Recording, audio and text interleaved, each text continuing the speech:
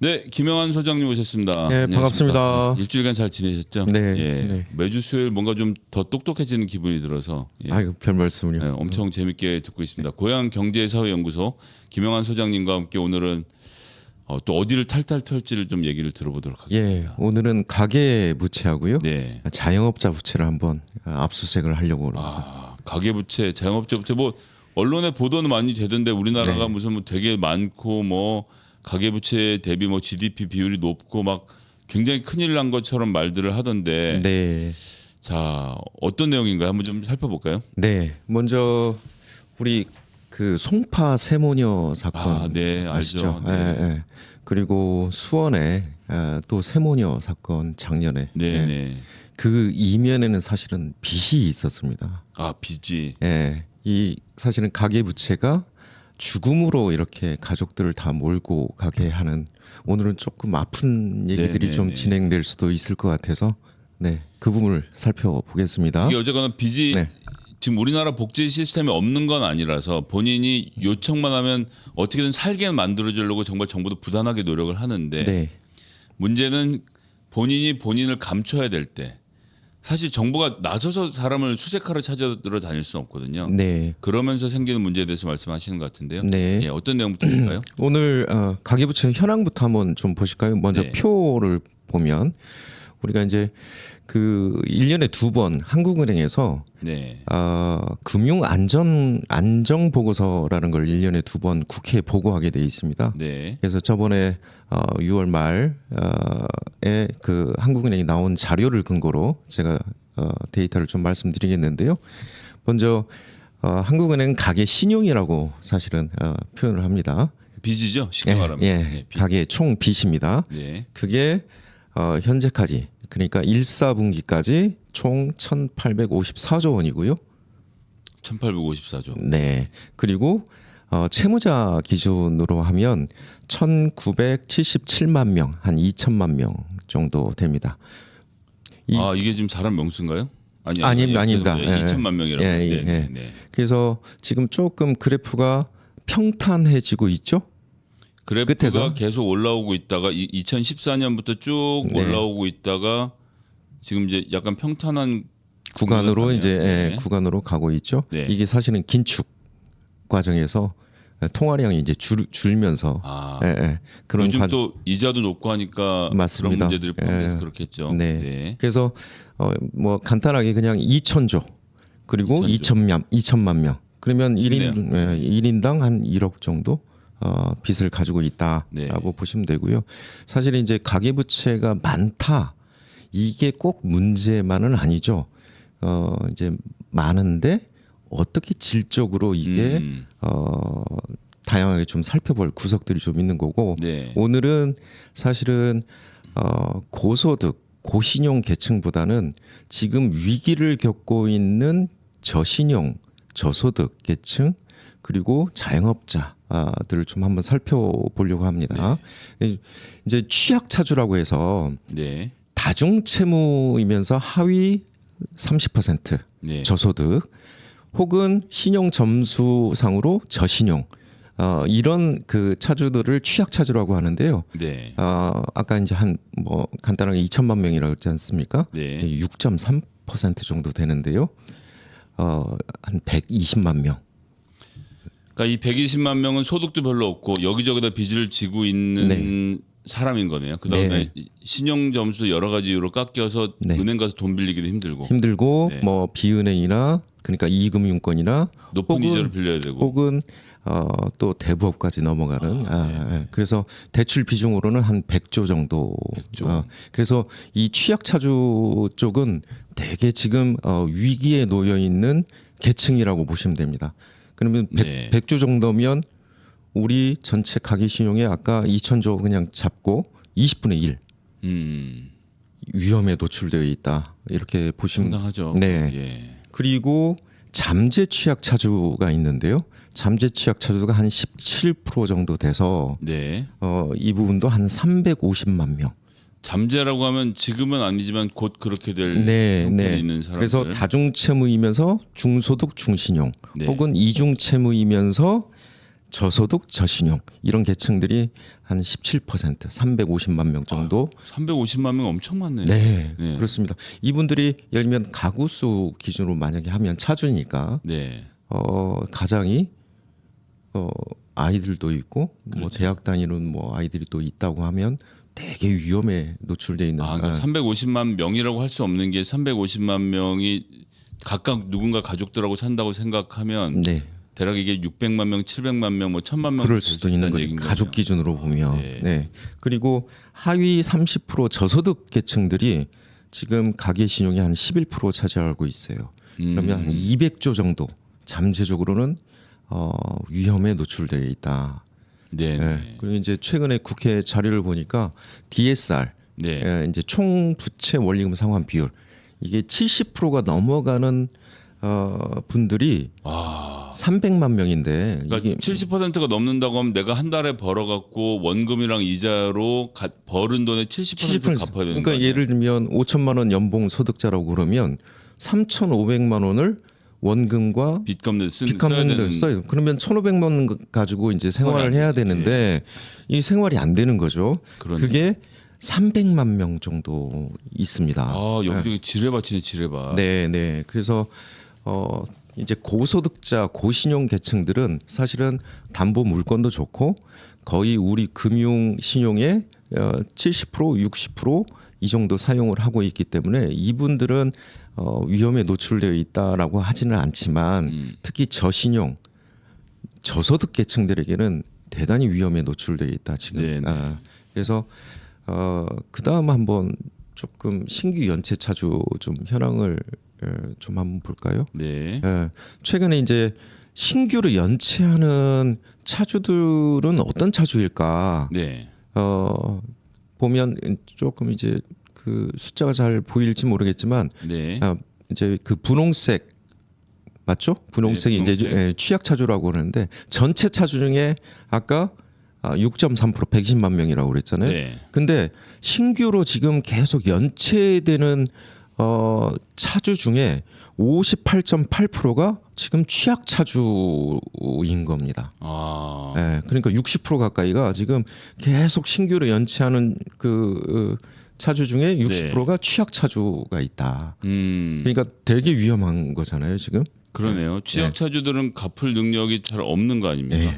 계속. 갚을 능력은 안 되는데 여기저기다 돈을 끌어쓰고 있는 상황이겠네요. 네. 이분들은 또 아까 얘기했듯이 이금융, 대부업 이렇게까지 넘어갈 가능성이 있고 그다음에 신규 연체 잔액으로 따지면 한 62%가 지금 취약 차주가 지금 네. 여기도 엄청난 비율. 네. 그리고 신규 연체 취약 차주 이제 연간 소득 대비를 한번 보면 중간에 딱 1.0 밑에 1.0이 있죠? 1.0. 이 기준으로 이게 뭔가요? 이게 그러니까 연간 소득 대비 신규 연체 잔액이 예를 들면 연간 소득이 1억이고 네. 신규 신규 연체 잔액이 1억이다. 그러면 딱 1.0이 되는 거죠. 자기 소득 대비 얼마나 연체 잔액이 있느냐 네. 이걸 따지는 건데 39.5%, 한 40%가 자기 연간 소득 대비 잔액이 많다는 거죠. 이것도 위험한 건데. 네. 내가 버는 돈보다 빚진 게 더 많고 그러면 그렇죠. 1년 내내 빚 갚는데 다 사용을 해야 벌어도 되는. 못 갚고 게다가 이자율까지 높아지니까 더 어려워진 상황이 놓여 있다는 것이 데이터로 딱 보이는 거예요. 네, 그래서 그 밑에 3배 이상 넘어가는 부분 있잖아요. 네. 3배 정도 넘어가는 비율이 11.5%나 됩니다. 맨 끝에 이 그래프가 치솟아 있는 이유는 여기는 본인 버는 거에 비해서 3배 이상 빚진 사람이 11%다. 네, 거의 이분들은 제가 보면 이 금융 갚는 사람들이네요. 빚더미에서 벗어나오지를 못하는. 하다못해 예를 들면 사채 더미에 올라앉았다라고 봐야 될 네. 그다음에 이제 연령대별로 조금 신규 연체 차주들을 이제 아까 봤지만 네. 이제 가계대출 차주 연령대별 좀 비교를 하면 네. 어제 우리 김 소장님이 그 청년의 현황 얘기할 때 네네. 청년들이 그 빚에 좀 허덕이고 있다. 그쵸. 네. 이 현황들을 좀 어저께 알려주셨잖아요. 네. 여기서 바로 나옵니다. 40대, 50대, 60대 이상은 다 줄어들고 있어요. 2020년, 21년 취급대출 중에 기존의 취급대출보다 최근에 2020년, 21년 취급대출 중에 네. 40대, 50대, 60대 비율은 줄어들고 있는데 30대 이하, 야, 30대 이하가 지금 급증했죠. 29에서 38%로 네. 급증을 한 거네요. 그러니까 네. 이 말은 다른 말로 하면 다른 계층들은 어떻게든 꾸역꾸역 버티고 있는데 청년들은 방법이 없어서 빚만 더 지고 빚이 네. 늘어나고 있는 상황인 거예요. 예, 우리 청년들이 참 안타까운 상황인데 이제 일자리 문제가 있죠. 네. 학자금 대출부터 나오면서도 빚지고 나오잖아요. 그쵸. 네. 예, 그래서 취급 대출 중에 30대 이하 비율이 급증하고 있다. 이게 한 전체 차주 중에 38%니까 한 800만 명 정도 네. 된다고 보시면 되고요. 그다음에 이제 자영업자로 보면 자영업자는 또 더 안 좋은 상황으로 좀 빠져들고 있습니다. 자영업자는 오히려 더. 네, 네. 보면 자영업자 총 대출이요. 총 대출이 1,033조. 1,033조 총 네. 대출액이. 네. 네. 근데 이건 그래프가 좀 복잡하네요. 네. 네. 1,033조인데 그 이제 파란색 기둥들이 쭉 올라가고 있는 거 보이시죠? 네. 네. 아까 가계 신용 얘기할 때 좀 평탄화되는 구간이 있었죠. 있었죠. 그런데 자영업자 대출은 그 파란색 기둥들이 계속 올라가고 있습니다. 파란색 기둥은 뭔가요? 파란색 기둥은 예. 네, 여기 기둥. 기둥들이 계속 올라가고 그래서 올라가고 있네요. 부채가 증가하고 있다. 이게 대출 잔액이군요. 그렇습니다. 대출 잔액입니다. 그러니까 잔액이 아까 전에 우리가 봤던 거는 어느 정도 이자율이 올라가니까 평탄하게 네. 지나가고 있었는데 네. 자영업자 대출은 그런 것 없이 계속 증가하고 있다. 우상향으로 해서 올라가고 있다. 이거는 네. 지금도 사정이 어려운 게 풀리지 않았고 이자율이 높더라도 돈을 빌리고 있다는 맞습니다. 그래서 자영업자 대출 증가율이 7.6% 거기 나와 있죠. 네. 근데 일반 이제 가계 대출 증가율은 밑에 보면 마이너스 1.0입니다. 이제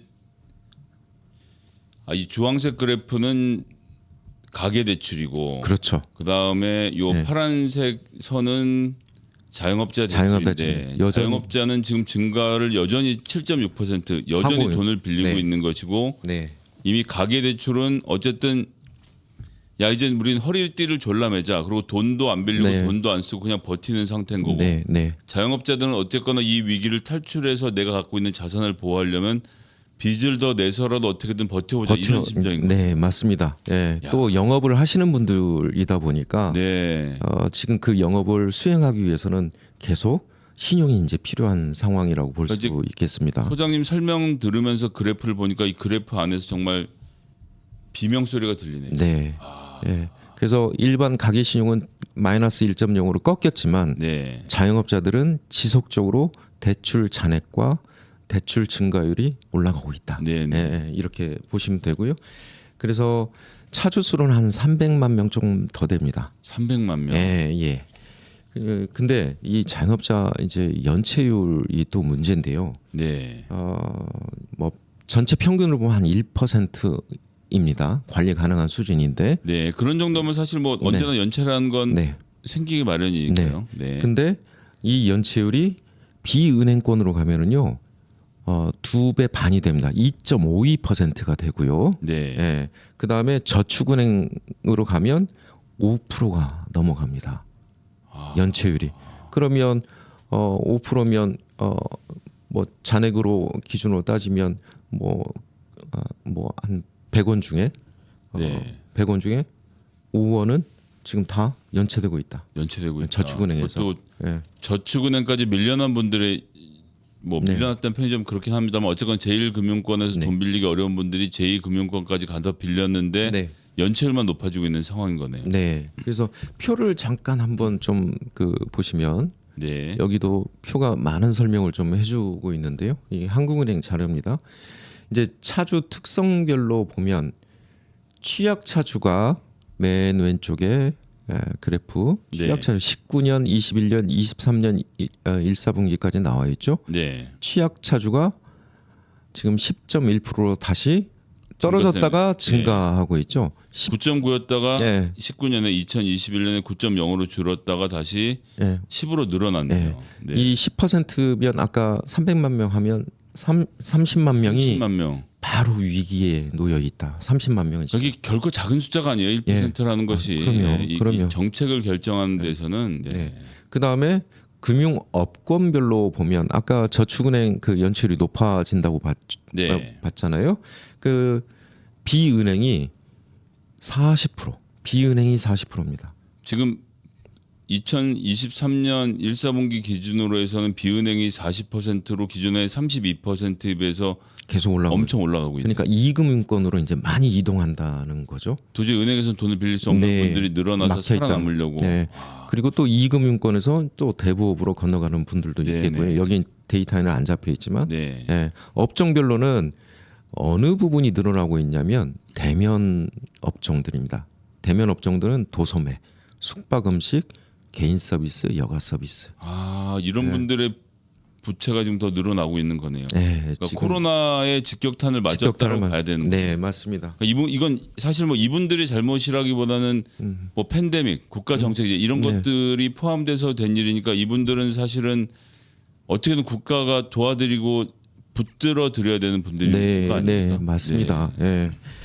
근데 이제 국가가 금방 말씀하셨다시피 팬데믹에서 엔데믹으로 넘어가지 않습니까?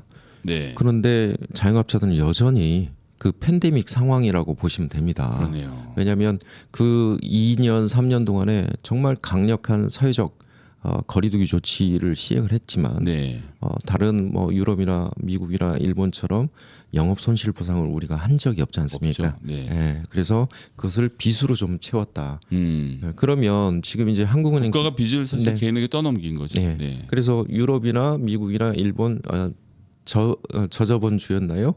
이제 국가가 사실은 국가 부채가 이제 늘어나는 것을 한번 봤잖아요. 네네. 근데 대한민국은 사실은 국가가 그만큼 돈을 안 썼던 기간들이기도 합니다. 그러네요. 네, 그래서 사실은 자영업자 부채, 가계 부채가 급증하게 된 원인이 바로 이제 그 속에도 있는 거고요. 그러면 과연 윤석열 정부는 지금 뭐 하고 있냐?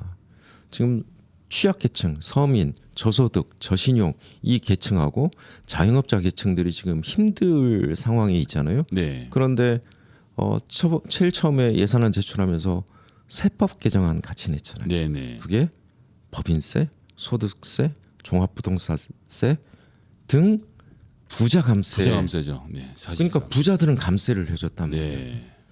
사실은 지금 이 가계신용이나 여기서 볼 때는 그분들은 위기에 직면하지 않은 분들이거든요. 근데 부자들은 감세를 해주고요. 여기에 더해서 최근에 세법 개정안 또 발표를 했죠. 결혼할 때 3억까지. 3억까지. 그 다음에 그 기업 승계할 때 600억까지 네. 최저세율로 확대하는 방안 같은 경우도 사실은 이제 부자 감세 쪽이죠. 경기 부양과는 큰 상관을 찾기 어려운. 네. 그래서 부자들은 세금을 깎아줘도 지금 채무에 지금 시달리는 서민들에게는 이런 그 금융부담 완화를 시켜준다고 그러면 네. 도덕적 해이라고 지금 비판을 하고 있는 거 아닙니까? 근데 결국에는 이게 우리 국내 성장에도 좋지가 않아요. 아니 네. 개인이 빚을 갚는 문제가 네. 이게 경제 성장에도 영향을 미칩니까? 아, 그럼요. 예, 왜냐하면 특히 저소득, 저신용 계층들 이 계층들은 소비 성향이 매우 커요. 그래서 빚을 갚는데 빚과 그러니까 원금과 이자를 갚는데 자기 소득을 다 쓴다? 그러면 소비를 못 하는 거 아닙니까? 소비를 못 하죠. 예, 한계 소비 성향이 큰 계층들이 이 계층인데 그러면 소비가 위축되면 물건이 잘 안 팔리면 기업들은 투자를 축소할 거고요. 그렇죠. 투자를 축소하면 일자리가 또 축소될 거 아닙니까? 그러네요. 그러면 또 이게 가계로 또 일자리가 없어지니까 또 소비 위축의 이 악순환을 겪고 있는데 저번에 우리 GDP 0.6% 2, 4분기 발표가 됐는데 소비 마이너스입니다. 계속 마이너스예요. 아, 소비가 마이너스다. 네. 그러니까 다들 지금 허리띠 졸라 매는 거죠. 네. 예. 네. 앞으로도 저는 계속될 거라고 보고 있거든요. 투자도 마이너스, 그다음에 정부 기여도 마이너스. 왜 긴축 재정하고 뭐 건전 재정하겠다고 하면서 돈을 안 쓰고 있는 거 아닙니까? 네. 다만 어디서 지금 플러스가 나오고 있냐? 순수출. 그러니까 수출 마이너스 수입. 근데 그것도 불황형. 지난번에 설명해 네. 주신 대로 우리가 물건을 만들 여력이 없으니까 수입을 안 해서 수입이 줄어서 무역 흑자가 나는데. 네네네. 예, 그 6월달 답답하네요. 6월달 경상수지 그 발표가 됐는데요. 경상수지도 똑같습니다. 그러니까 수출이 줄었는데 수입이 더 줄어서 경상수지 흑자가 난 거거든요. 이거는 결코 우리나라에게 좋은 그 사인은 아니죠. 네. 수출로 먹고 살아야 네네. 되는데, 그래서 과연 우리가 이제 저는 좀 이런 생각들을 좀 하게 돼요. 그러면 그냥 놔둘 건가? 우리가 사회안전망이 그 유럽이나 뭐 일본이나 이런 국가들에 비해서 상당히 지금 부족한 상황인데, 네. 우리 아까 송파 세모녀냐 수원 세모녀 이렇게 얘기했을 때 이런 빚더미에서 사실은 출구 전략들을 마련을 해줘야 되거든요. 아, 그럼 정부가 개인이 빚진 거에 대해서 해줄 수 있는 일이 있습니까? 그럼요. 해줄 수 있는 일이 있죠. 지금 금융기관들이 지금 한 4개월, 5개월 연체된 채권을 시장에서 네. 채권 그 부실 채권 그 이제 투자 전문기관들한테 얼마에 파는지 아세요? 30%에 팝니다. 아, 그럼 좀 쉽게 설명해 주시면 누군가 1,000만 원을 빌렸는데 5개월 동안 연체가 됐어. 나는 이걸 받을 자신이 없어. 그러면 이거를 그런 이제 신용 받아낸 전문 회사로 넘기는데 300만 원에 판다는 얘기인 거죠. 그렇죠. 네, 300만 원에 팔고 있습니다. 지금 평균 가격대가 그렇습니다. 그리고 지금 금융위원회에서 연체를 줄이기 위해서 지금 이 손실 처리를 하고 있거든요. 네. 금융기관에서는, 은행들에서는 손실을 처리하고 이거를 이제 팔아야 되지 않습니까? 네. 부실 채권들을 그 평균 가격대가 30%대입니다. 그러면 차라리 정부가 좀 나서서 그 윤석열 정부 인수위 때도 약속한 게 뭐냐면 가계 대출에 대해서 배드뱅크를 설립을 하겠다. 네. 그러면 공적 배드뱅크를 설립을 해서 이 채권들을 매입을 하고 가계의 위험에 노출된 저소득 저신용 계층들에게 사실은 채무 조정을 해줄 수가 있잖아요. 어차피 30% 그럼요. 자, 이거의 사실 전제 조건은 네. 은행이 장사를 할 때 네. 기본적으로 자기들도 아는 거 아닙니까? 네. 90%는 잘 갚을 것이고 10%안 갚는 사람이 있을 것이고 네. 이 사람들로부터 얼마 손실이 나지만 여기 이익이 생겨서 전반적으로는 이익이 날 것이다. 즉 불량률을 이미 처음부터 따져보고 하는 장사라서 네. 항상 나오는 불량률이 있는 거고 네. 이거를 지금 말씀하셨던 대로 부실 채권 전문 투자회사에 팔지 말고 네. 국가가 배드뱅크로 떠 안아서 네. 그 사람과 채무 조정을 통해서 하여튼 다만 얼마라도 받아서 서로 정리할 수 있도록 하자 이런 말씀이죠. 네. 사실은 유럽이나 미국이나 그 사전 채무 조정 제도가 있습니다. 그러니까 네. 채권자들이 정 힘들고 어려우면 은행들하고 사전에 채무 조정을 하게 되거든요. 예, 그 원금과 이자 관련해서. 그런데 우리는 그런 게 없지 않습니까? 바로 은행들이 그런 회사들한테 팔아버리고 그 회사들은 30% 인수해서 100%를 받아내려고 하지 않겠습니까? 네네. 예. 근데 이런 그 공적 배드뱅크가 좀 설립이 돼서 어차피 윤석열 정부도 인수위 때 약속을 했으니까 이런 거를 서민금융진흥원이나 좀 역할을 맡겨서 또 혹은 예보나 기관들이 있기 때문에 이런 역할을 좀 하자라는 거하고 그다음에 파산 면책, 회생, 네. 신용 회복 이런 것도 좀 강력히 좀 추진을 했으면 좋겠다. 왜냐면 한 번 신용 불량자가 영원한 신용 불량자가 우리나라에서는 딱 그 무슨 낙인처럼 네네. 찍혀서 그렇죠. 교통카드도 본인 명의로 못 하고 가족 명의로 꼭 해야 되고 뭐 이런 것도 좀 개선을 해야 되고 채권 추심 제도도 사실은 조금 더 채권 추심을 물론 법이 많이 개정돼서 많이 나아지긴 했지만 아직도 우리 선진국에 비해서는 그 아까 송파 세모녀, 수원 세모녀도 사실 채권 추심 때문에 주민등록을 못 옮긴 거죠. 거주지로 못한 거거든요. 그래서 이 채권 추심 절차도 선진국 기준으로 좀 강화했으면 좋겠다. 네네. 소비자를 좀 보호하는 쪽으로 강화했으면 좋겠다. 이런 좀 생각이고요. 네. 대책들이 아예 없는 건 아니군요. 네, 세공되는데 네. 정부가 안 하고 있는 문제가 있긴 하네요. 부재 감소에 지금 집중하고 있잖아요. 그러게요. 네. 네, 네.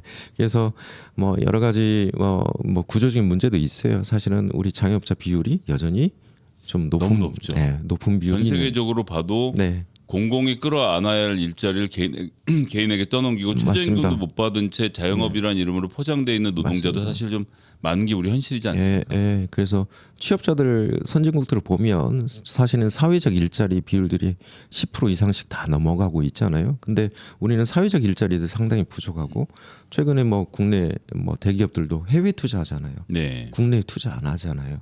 그러니까 일자리가 이제 부족한 상황인데 이런 구조적인 어떤 문제들을 좀 일자리 부분에서 자영업자들이 과당 경쟁하지 않도록 구조적으로 좀 일자리를 공적에서 마련하는 거, 민간에서 마련하는 거 이런 부분을 함께 고민했으면 좋겠다라는 게 저 오늘 말씀입니다. 하여튼 또 오늘 좀 무거운 얘기였지만 여하튼 정치가 정부가 할 수 있는 역할이 있다라는 점에서는 또 고무적인 일이고 이런 일들을 민주당이 잘했으면 좋겠다는 바람도 남는데요. 자 그러면 이거 구형은 좀 어떻게 하실 계획이십니까? 최근 잼버리 참 위기 속에서 이제 겨우 지나가고 있지 않습니까? 그래서 우리 대통령께서 이 상황을 아직도 체감하지 못하는 것 같아서 잼버리 야영장에서 하루 종일 한번 서 있으면 어떨까? 아 하루 종일? 네. 아 쉽지 않을 것 같은데요. 네. 우리 시청자 의견들은 어떠실지 모르겠는데.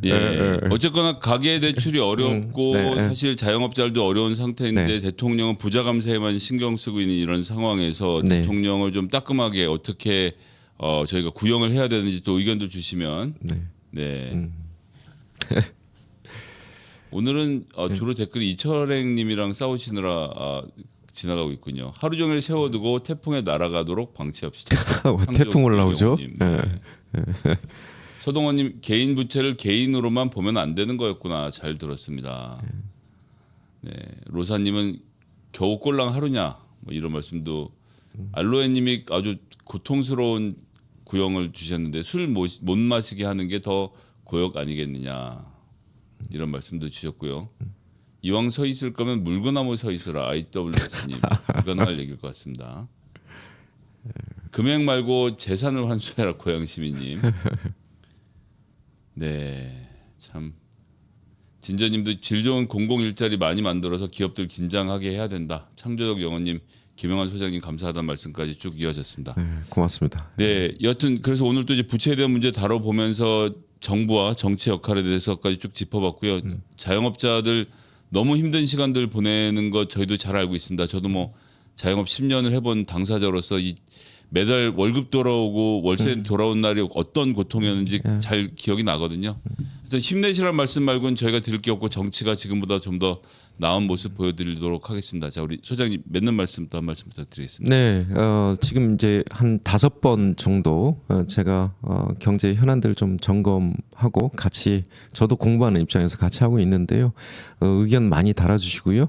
또 우리 김성희 선생님과 열심히 경제 코너들 운영하도록 하겠습니다. 감사합니다. 그럼 저희는 증문즉답으로 돌아오겠습니다.